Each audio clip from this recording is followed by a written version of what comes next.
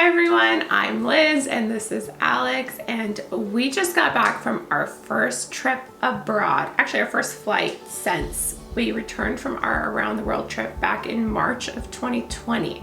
And today we wanted to talk to you about our experiences, some of the steps we had to go through, and just some of the pros and cons we experienced during this time. If you guys are like us, you've been anxiously awaiting the moment when travel seemed safe again. We are both fully vaccinated, and so we decided that we wanted to test the waters with a 1-week trip to Belize. So we just got back from Belize a couple of days ago, and so just for a time reference, this is July 2021. As many of you know, travel these days looks quite a bit different than it was pre-COVID. You can't just book a flight, grab your passport, and head out. Each country has its own set of requirements to travel, so you have to make sure to do your research ahead of time. In this video, we'll show you what we did for our trip to Belize, but we'll also just go over at the end some overall impressions we had of traveling abroad during this time. So, as you guys all know, things are rapidly evolving, always in this new normal. Things are changing, and this is based on our experience traveling July 2021. Step 1. It's very important beforehand to make sure to research the requirements of the country that you're traveling to, and also the one that you're returning to. So for us going to Belize, it was as simple as just wearing masks throughout the entire travel process, as well as making sure we showed proof of vaccination, which we have, or if you don't have that, you can also get a COVID test beforehand. Other countries are not quite as simple, and you have to get a COVID test before you go there and sometimes even after you enter the country. Step 2 is just to follow the local guidelines. In Belize, they are very strict on masking guidelines.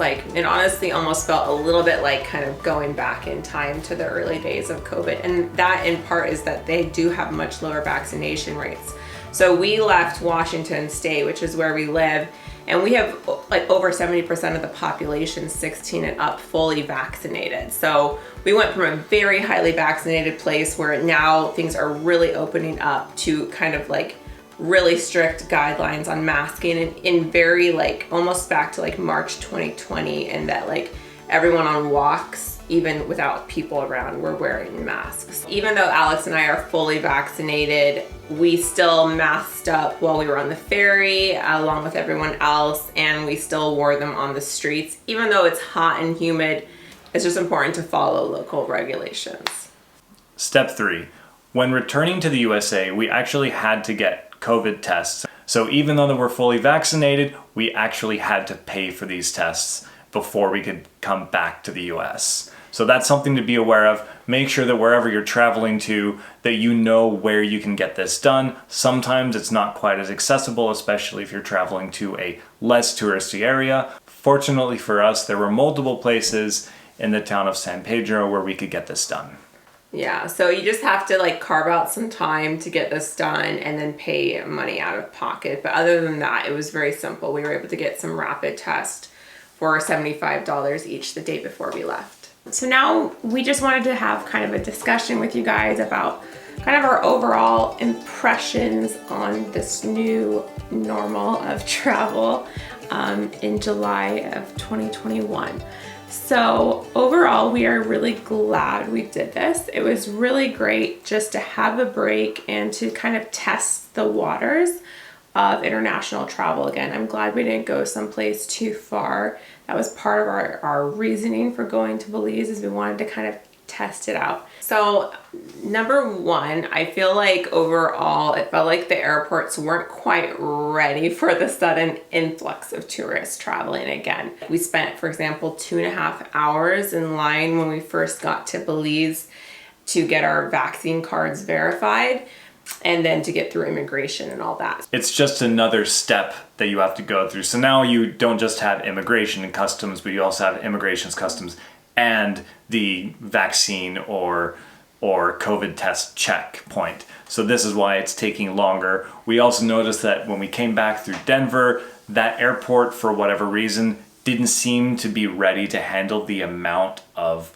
traffic that they had coming through there. it took a lot longer to go through these steps than it usually does. Yeah, I think part of that is that the airports are still staffing up. Like, Yeah. I think they weren't prepared for, like, the sudden onslaught of tons of tourists traveling Yeah. the summer of 2021. So that was just one observation to be aware of. There's definitely a little bit more hoops you have to go through for sure.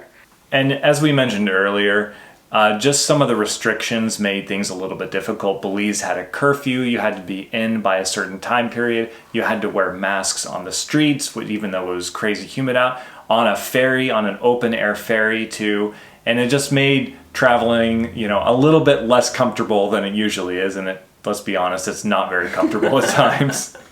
Yeah, we're not complaining, just to like verify, like, we understand why a country that has low vaccine rates and the health system really couldn't handle this has these guidelines. It's just for us is like, it was just quite a contrast from what we were used to here. Yeah, it's better to be safe than sorry. Like overall, we also just noticed there's just like a lot more to think about. Like we usually are pretty kind of last minute planners maybe. Yeah. And when we were traveling full time especially, we would kind of sometimes book a hostel, maybe a few hours, or a hotel a few hours before we got there. And this time we made sure to have plans set in stone so that we wouldn't run into any trouble. Yeah, so there's just like more you have to think about. You have to remember, of course, to bring your vaccine card and, look up the testing and re-entry requirements and stuff. So just overall, I feel like, especially if you were considering doing a long-term travel trip like we did before all this COVID stuff happened, I would definitely feel like it would be add a lot more stress to already very stressful situation, which is full-time travel, which I think a lot of people, until they do full-time travel, don't realize how much planning you have to do for that. And now to add on the COVID guidelines and keeping up with that and like understanding the regulations, I think it will add just another layer of stress for sure. Yeah, and especially if you're more of a budget traveler and trying to travel full-time, that will add that additional cost of getting tested once or twice for each country that you visit. Yeah, and that actually brings us to another point in that the overall we noticed costs are quite high.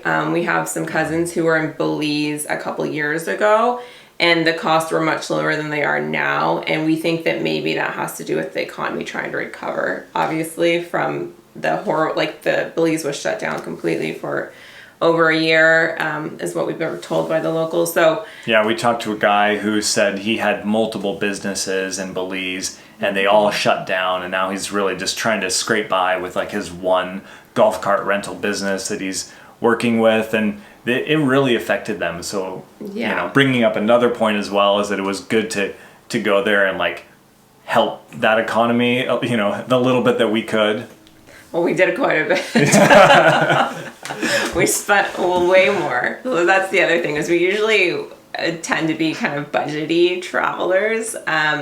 But we definitely were like, we're not even going to negotiate at all or anything like that, because the economy, we knew it needed it. And so I would just expect, if you are going to be doing some travel, to just be spending a little bit more than you usually would. And then of course the COVID testing on top of that adds an extra layer of cost. So overall, like obviously I would advise you to just weigh the pros and cons. I wouldn't say completely like don't travel, because we still had a good experience, and like the locals seemed very happy to be having tourists again, which was great.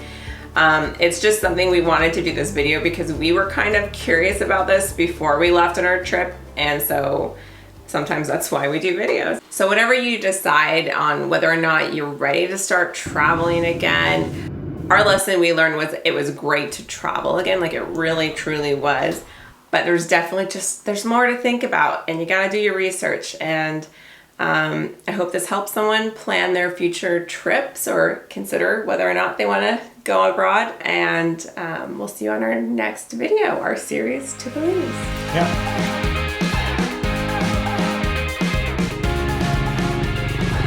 I'm very, very excited.